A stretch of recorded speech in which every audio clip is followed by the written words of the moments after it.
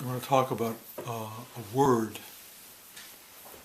that is not employed as often as it could be or should be, and is central to this practice and is really central to life itself. That word is help.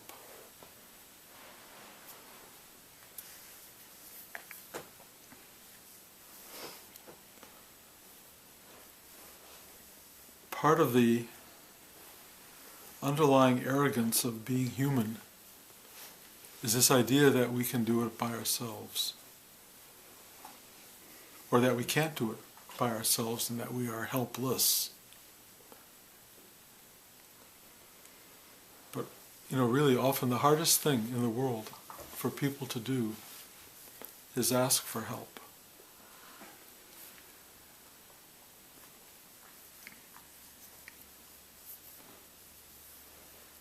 I don't know why the ego is so structured into believing that it has to do by itself, but that's kind of the ego's nature. And we often celebrate that rugged individualism, that sense that I can do it, the loner idea. But it's a painful state, and it's often not productive. You're often left riding alone into the sunset. And there are so many forms of help that are available. Some are really there to aid you. Some forms of help are there to subvert you. And you have to be conscious of what you're looking for and what you're getting. Some people on our planet live in extremis, suffering a lot. Physically, emotionally, psychically. There's just a lot of generalized unhappiness and discomfort in the environment. And, so many people come to spiritual practice or meditative practice as a way to get help for conditions that are often more easily and directly addressed in the outer world. As Rudy used to say very often, if you have a headache, take an aspirin. You don't have to sit for an hour and meditate. You don't have to go to an acupuncturist. You can just take an aspirin. A cup of chicken soup, a bowl of chicken soup, sometimes is enough to take care of the issue, of the problem. And in a way that's self-help. Or maybe your mother will bring you a bowl of soup or something that you need, or your wife or your girlfriend or your boyfriend, somebody will help you. But sometimes you got to do it yourself. You got to go, I need a bowl of soup. I need an aspirin, and you need to take care of it. Which is great. You are available to yourself in a simple outward gesture that will provide help. Sometimes you need more than that. Sometimes you need a doctor. Sometimes you need a therapist. A lot of people come to meditation and thinking that they will be able to go deeply enough inside and get nurtured enough that these outward problems will be addressed. I would say for a very few people that's true. But for most people, the help they need is outside. If they are dealing with huge psychological issues, and I meet a lot of people who are, sitting and meditating and often stewing in those issues is not the answer. Even though meditation can drop out the bottom of that and open you to something remarkable, it's more directly and easily addressed by going out and seeking help. There are people who know how to listen to you, who know how to deal with your stuff, and that stuff being dealt with, calmed down, if you will, reduced from that anxiety level and stressful level will allow it to find a resting place where meditation will start to be particularly effective. But if you bring the battles with your mother, father, partner, boss into your meditative life, if you're very gifted, you will be able to disperse that stuff. But I don't meet that many gifted people. Mostly we're just kind of normal. And we don't have the ability to handle the stuff we have to handle. Life throws a lot at us, and we all have to figure out, how do I get through the day? How do I handle the stuff I have to handle? And sometimes you can't even put a name to it. It's just sadness, depression, anxiety, uncertainty. And you're all alone in that. And who do you go to? Well, so many people are just stoic, and they just tough it out. They just deal with it. Or they medicate. An aspirin is one thing. OxyContin is another. If you're having difficulty and you are constantly taking pills or medicating with alcohol or whatever it is, drugs, to deaden the problem, you're not being helped. The situation is being obscured, if you will. It's being mellowed out for the moment, but you're not getting to root cause, and the problem remains even though it is deadened to your experience. The help one needs is often the guidance of another person. It can be a friend. It can be a parent, although most people can't hear their parents after a while. It can be really a therapist who can sit with you and work through these various issues. It can be, interestingly enough, by serving other people. By going out and being available to others, something comes back. And the thing that you give will allow for the help you need to return. There are so many approaches to doing the thing you need to do to get the help you want. But the most important thing is to know you can ask for it. You can ask for help. The extraordinary thing about the world we live in is that there is an inner and an outer manifestation of that world. And they mirror each other. If you want help, you can go inside or outside and ask for it, and they will reflect and respond to your need. So if you have a real issue that you're dealing with, and you go deeply inside, you may find that it leads you into an outer solution. Or you may find that the outer leads you to the inner. But the key element is asking for help provides help. Asking for help is the way to get to a release from the problem. Not a temporary release, not an obscuring of the problem, but an actual digging into and exploring and unfolding the problem so you get to, if you will, the source, and you get to what is finally available, which is release.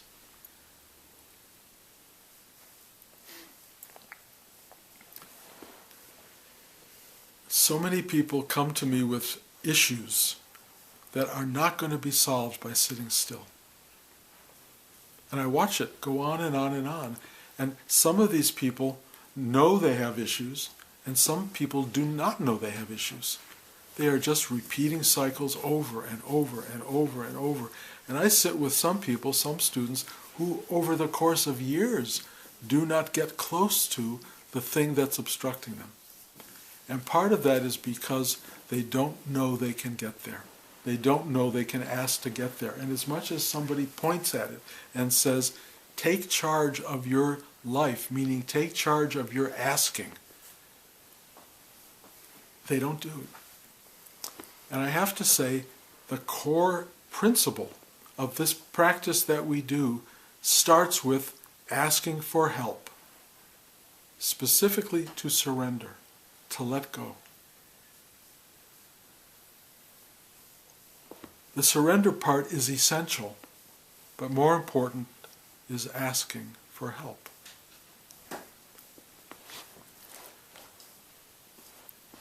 It's very hard to deal with people who are not aware of the problem that exists. Because not only do they not ask for help, they live in a state of great disturbance. And they have become so inured to the disturbance that it's the norm. And the problem with that is that if you try to help them out of that, they get really angry and upset. It's hard. They don't want to leave the place they're in because it's known, it's familiar, it's secure. But it's horrible. Horrible. I know people who live in states of what I will call victimhood, who celebrate how horrible life is for them, that they are distinguished by how terrible it is for them all the time. Every time something gets worse, it's like, I've been singled out. I am having the worst, my life's worse than anybody's life. You can't help them. You cannot help them. They are celebrating their misery. In a way you go, okay, that's a choice, live it out. Live it out. It's what's going to happen. But for those of you or us who feel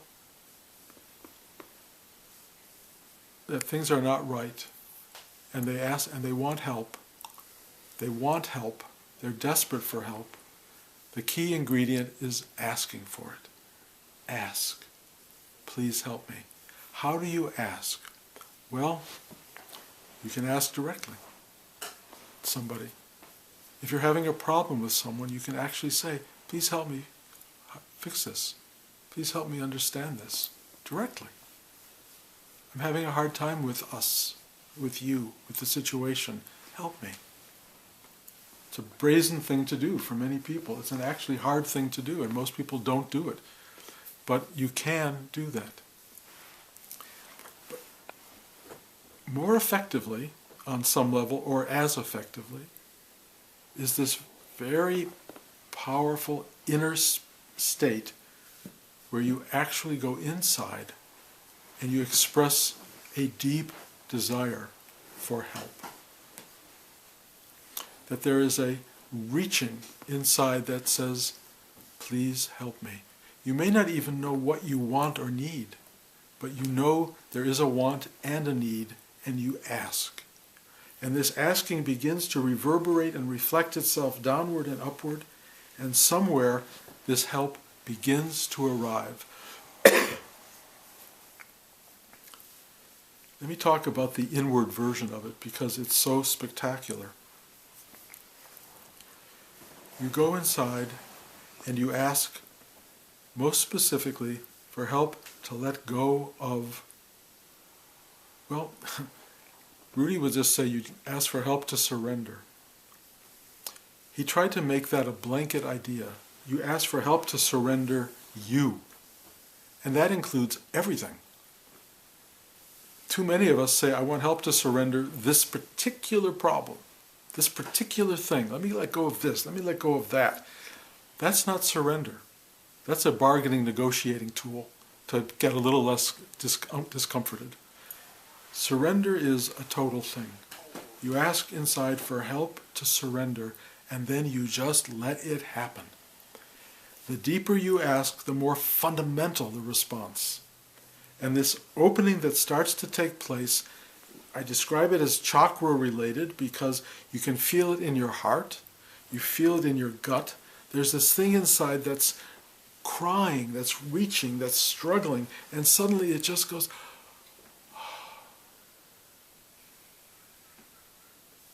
and something lifts. The struggle lifts. Or perhaps another way to look at it, the struggle is there, but it's encompassed now by this much bigger knowing. This bigger knowing, which is consciousness, which is love, which is awareness, is surrounding the problem that you have. The problem often that is limited to, I am separate from everything else. That's where suffering comes from. I am separate from love. I am separate from doubt. I'm separated from goodness. I'm separated from what I want. I'm separated. All of that issue suddenly is surrounded by something that encompasses that, and separation is no longer there.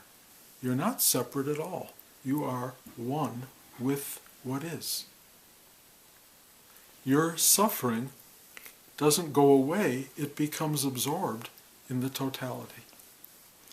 And it's quite shocking when that happens, because you see that what your issue is not separate from the totality of what is, that you are somehow right in your construct, that you are right exactly as you are. But what is helping you is context. What is helping you is awareness of how your particular suffering fits into the mass of experience of life itself. And everybody has their suffering. Trust me, there's nobody who's free of it. But you can't think of your suffering as cutting you off. It's the very thing that joins you to the struggle that is the core of being, the core of life. Life is a struggle that reaches for resolution. And its reaching for resolution is what makes life possible. Life is happening because each of us is engaged in this thing of reaching for happiness, inclusion, recognition, joy. All of these things that we think we want and that are missing, that keep life happening, that keep us reaching for relationship, that keep us in career, that keep us making the money to feed the body to keep this search going, that help us to embrace our children, grandchildren, parents, aunts, uncles, cousins, nieces, whatever. All of that is part of the discomfort inside, that when you look at a clam and you look at the idea of a pearl, it's the pearl in us. It's the pearl in formation. It's a beautiful gem. It's not a terrible thing. Your discomfort is born with you.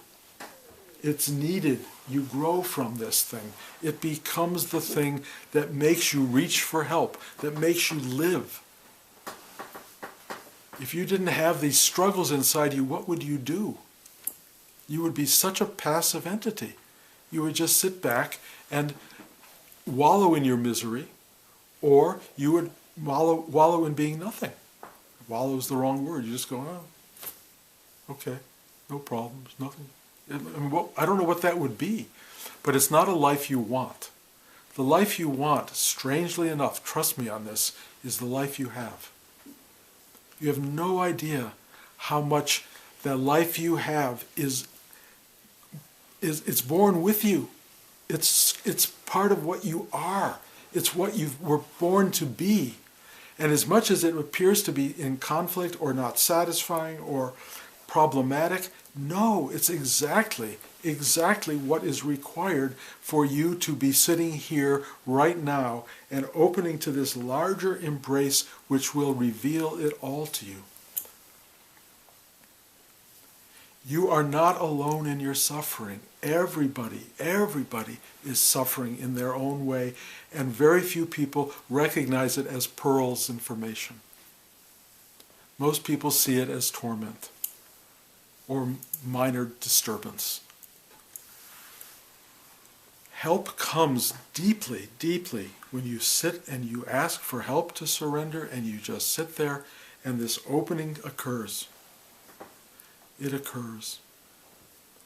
And then after about a half hour of sitting or whatever you do, you get back up, you go back into your day, and there's this beautiful, joyous stillness that's felt helped. And the next thing you know is, I don't know, somebody slams into the back of your car. Or someone at work yells at you. It's always something. And you go, oh, I lost it. I lost this thing. Oh my God, what did I do wrong? How can I get it back? No, that's how life works. You haven't lost it. It's not gone anywhere. You just have to do this thing again. You have to go, okay. And you surround the problem with awareness. And awareness is so forgiving and so embracing and allowing. But boy, does it take will and desire to engage it. It takes asking again for help. Help me to let go of this loss of awareness. Let me return to awareness, or, here's a great one, accept the loss as not a big deal. Accept the fact that you're caught up in your own drama again and say, oh well, caught up in the drama again. With the knowledge, and this is really important, that awakening awareness embrace will return. It returns over and over again, partly of its own doing, partly because something in you will say at some point, please help me. Please help me. Help comes. It comes over and over and over and over.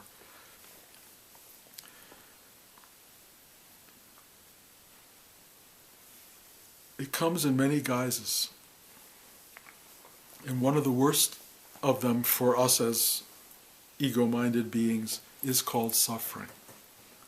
Very few people see suffering as a help. But sometimes it's the only help. Because nothing else gets through. Because your own wish is so subdued, your own reaching, your meditative skills are kind of evaporated, or never exerted. Sometimes suffering is the only thing that can cut through the ether. And it's a horrible path, but it's a great path. And in the end, it's the final cleansing path, because in the end, there's still some physical suffering remaining for almost everybody that burns away the last of it, the very last remnants of separation. Until that happens, the practice of help gets you through every day. It gets you through life.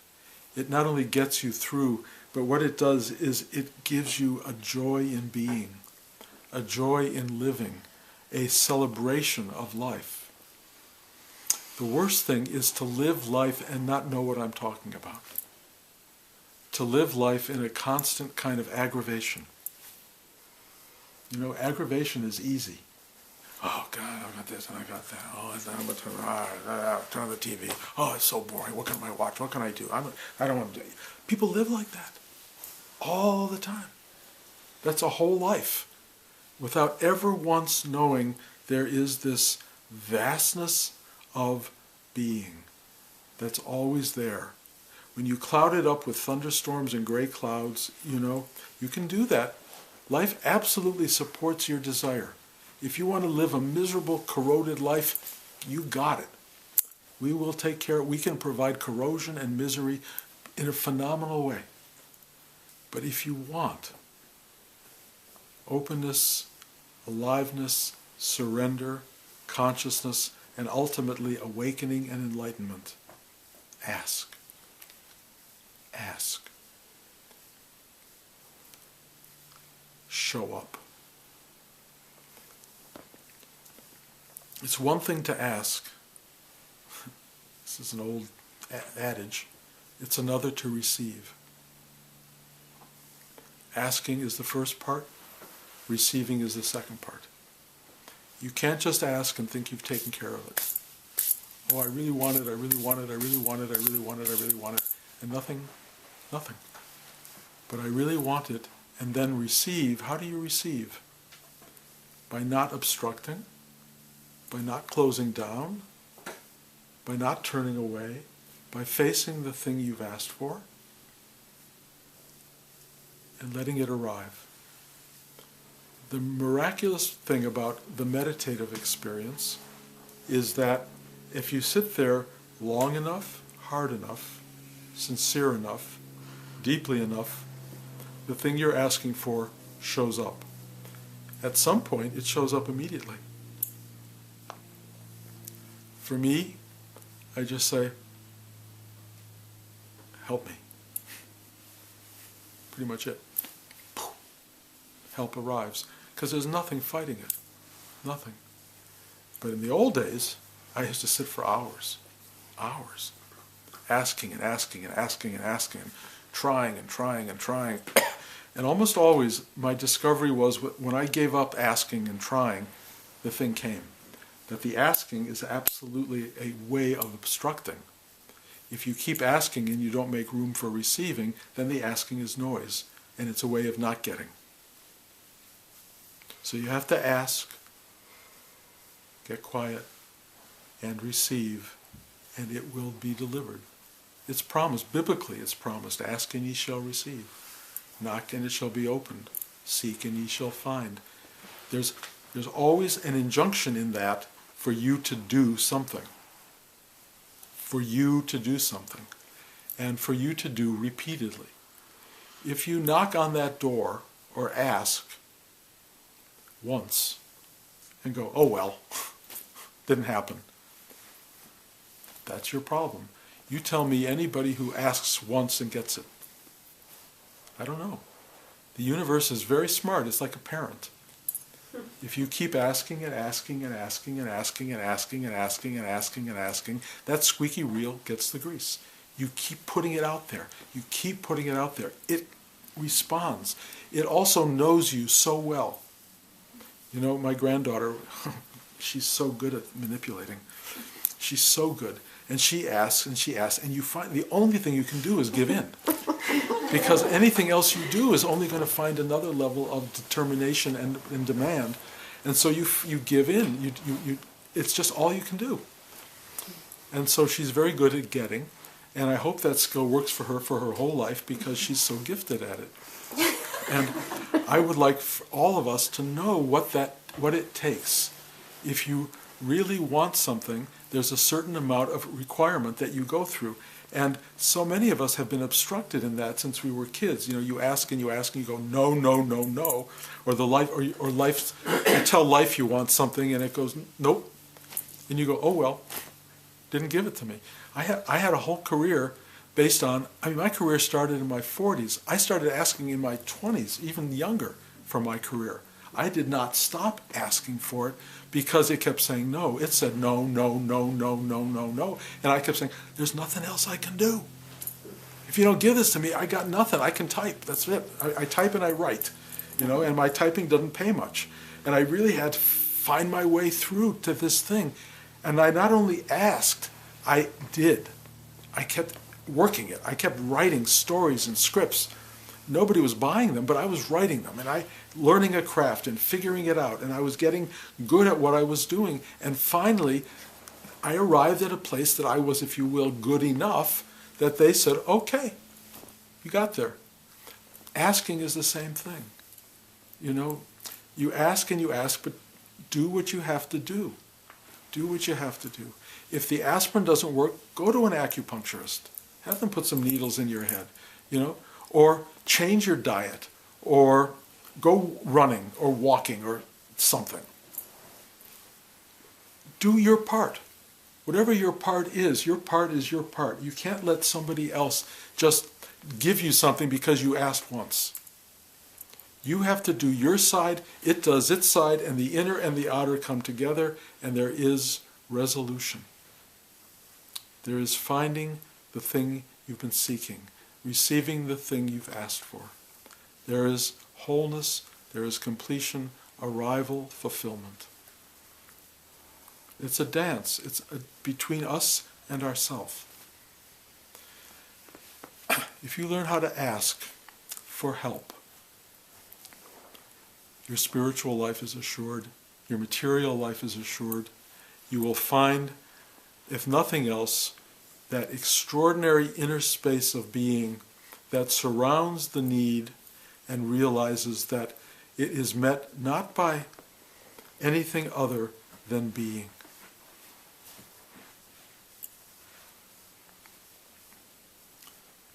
The illusion is that we have to do to get.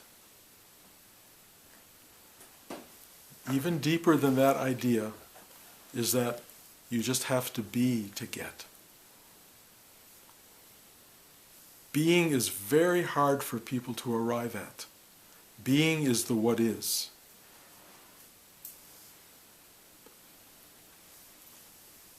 Being is an absolute letting go of self-identity.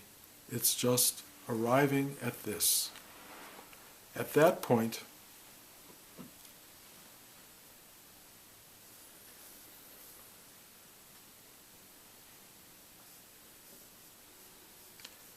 in a sense, the word help and the word receive become one thing. If that's clear, I don't know, but help and receiving are simultaneous. In a state of total surrender, everything is present. It's a different dance. It's a profound dance. But there's no one doing it. It is. It just is. And I will tell you, at some point, everyone arrives at the what is. And when it is what it is, there's nobody achieving, arriving at, asking for, receiving. There just is.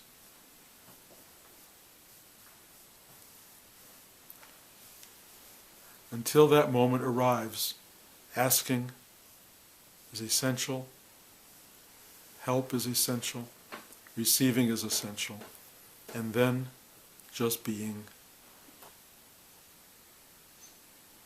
And that's it. We're on that ride, guys. Every one of you is on that ride. You have to figure out where you're at on that ride, and you have to act accordingly. Spiritual consciousness is knowing where you are and what to do. What do I do now? You know, maybe you're in kindergarten, first grade, second grade, graduate school, wherever you are, do the work. You know, a kindergartner is not going to be working on quantum mechanics. Somebody working on quantum mechanics is going to be working to sort of discover the laws and rules of something which is so far beyond that awakening will be the one thing that explains it. We're all working on the level we're supposed to work on. We're all discovering. That discovering is not going to end even with awakening. The journey of life is so massive, is so real, is so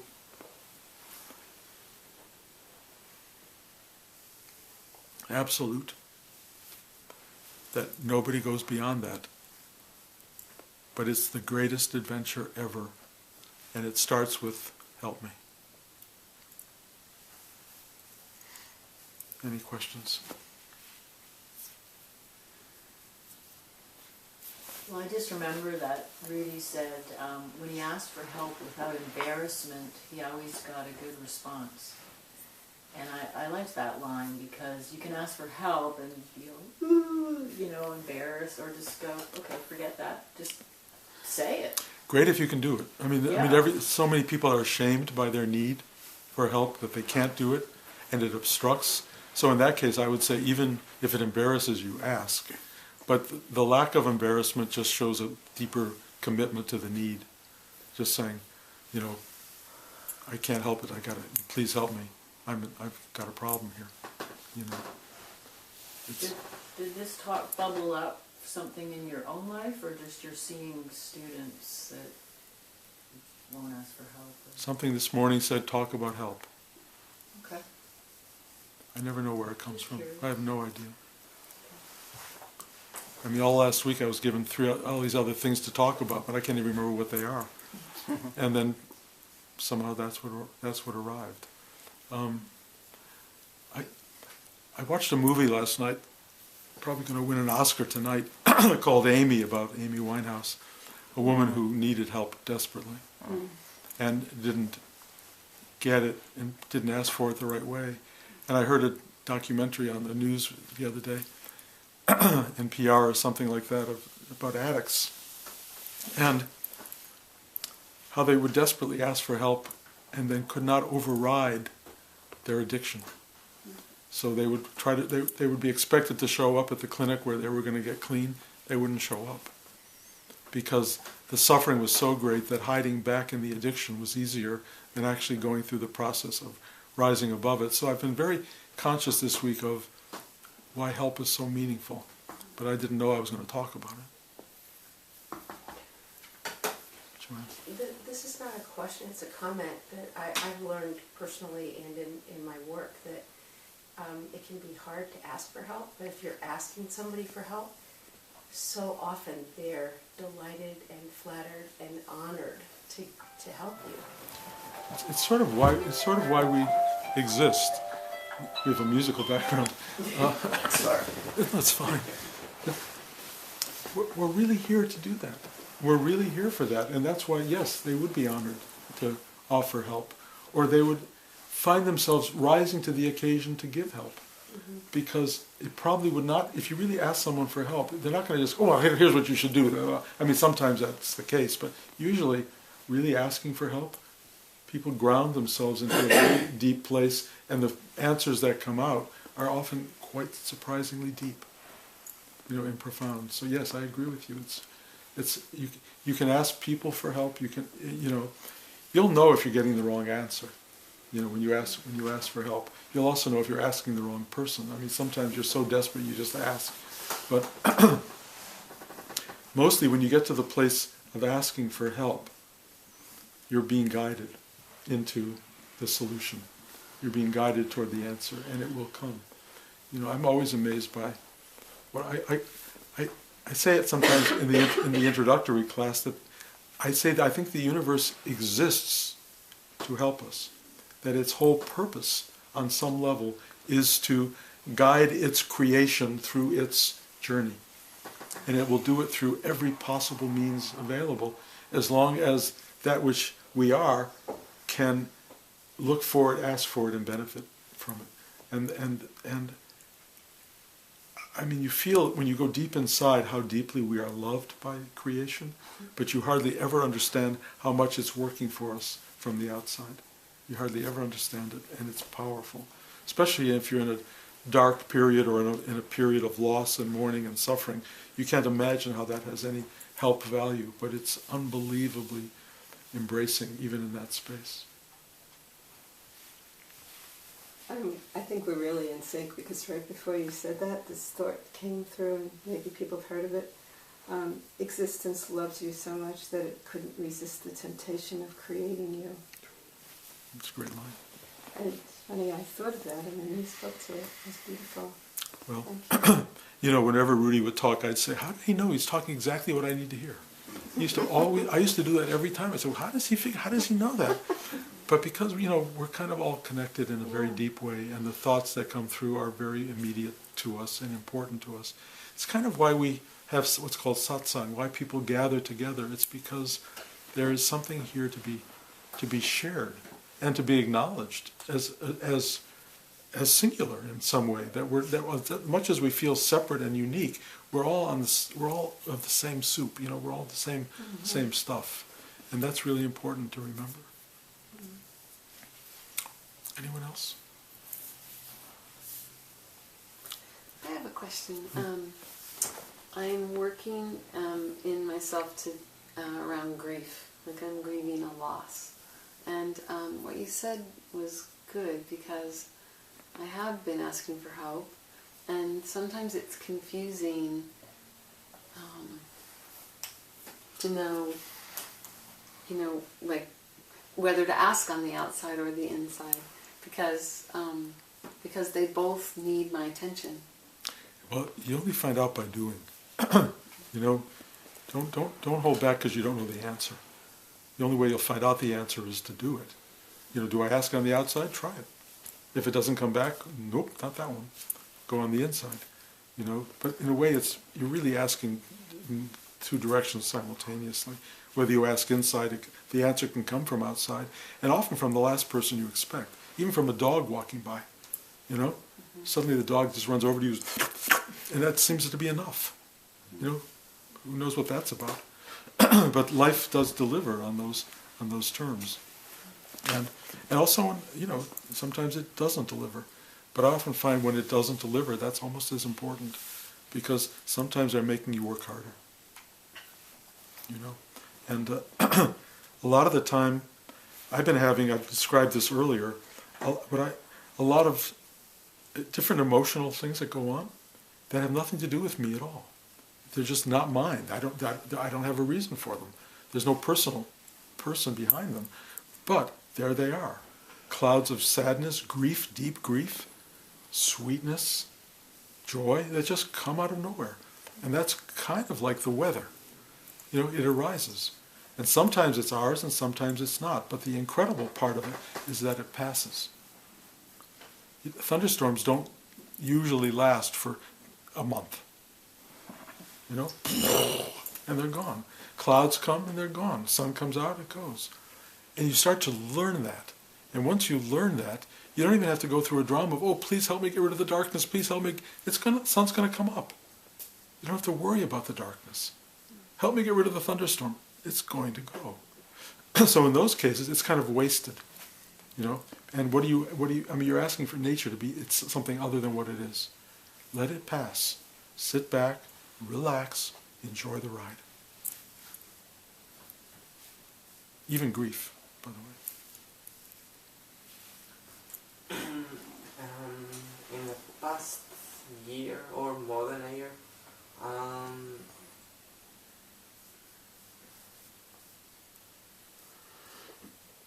coming with a deeper need to a spiritual practice, I have a feeling there's something inside me or that I can't quite approach. It's like an invisible wall. It's like I'm touching it from the outside and never can, like, not never, but not as often as I want, I guess, could reach in. And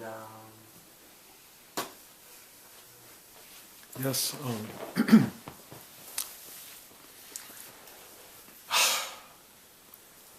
I could do a whole talk on what I will call obstacle. There are endless obstacles in life and in spiritual pursuit, and not that they're separate on any level. And they're there for a reason. They're there, you can call it, to test us, to demand more of us, to frustrate us, to inspire us, but they're part of the process. And you can either feel, that's as far as I can go, that's the obstacle, excuse me, and settle in, or you will feel a life force pushing against it, driving you through it. The thing that arises to move beyond obstacle is an extraordinary part of the human experience. And finding that and engaging that really works. And you have to figure out, how do I deal with obstacles? Do I chisel at them? Do I push against them? Do I empty out and move through them? Do I rise above them? Each one is its own challenge. But we are constantly challenged as human beings to find an obstacle. In a deeper sense than that, when you really surrender, obstacle is just an arising force, and just be with it. Just be with it. Do not feel obstructed, because who is there to be obstructed? Who is there that the obstacle is in front of? No one. No one. It just is. Sometimes life is like this, sometimes life is like, and then when there's nobody responding to the obstacle, it's not an obstacle. When there's no one responding to the solid wall in front of you, it's not a wall in front of anyone. It's just a configuration. The frustration is when there's you and it. And the real arrival in a spiritual sense of awakening is there's no two. There is no one to be obstructed. No one. But when you're in human body-mind conditioning, which is where most people live, work with it. Work with it. Because it will bring you to a place, finally, of ultimately, well, the thing I really refer to as total surrender. I can't do it. I can't do it. I can't surmount that obstacle. And at that moment you realize there's no you, and there's no obstacle, and there you are. It's the final giving up, which is surrender. that releases you from fighting the obstacle. So it's a journey, and much of the life journey is embattlement, but it's good. It's good, because you can't get frustrated enough to give up until you've done that. So if you look at the obstacle and go, oh well, I can't do it, there's still you in it that's unchangeable, and you can't fix it. But once you've tried everything and failed and give up, but that trying everything is crucial. It's crucial. It's how you become fully accepting of your condition and of who you are as a human being, how you find fulfillment in your journey, and in the end, it's, I can only do so much. You let go, oneness occurs. Okay? So play it out, and then boom. Anyone else? Okay. Class here next week, and I believe the week after that, and then more travel comes. So there'll be some limitation on terms of how many classes we have. Here's the problem with classes being as disrupted as they've been, is that it really challenges your desire to be part of the class. And I totally understand that. If there's nobody teaching for 2 weeks or 3 weeks, you sort of start to fade away from this. So I've got to say to those of you who keep coming back, wow, that is great. That is great, because the need and the hunger and the reality are so real. And for those who fade into the environment, I don't care that they fade from here, but whoever I'm talking to, I guess, don't fade from the practice. Don't fade from effort. Find the place that coalesces around your particular need and hunger and use it, because it's the fading away from the journey and the path that creates kind of no movement. It creates its own problem. Stick it out, because, it's partly the universe presenting itself to you, and it's part of you showing up. Both of them are crucial, really crucial. Thank you guys for coming, and I'll see some of you next week.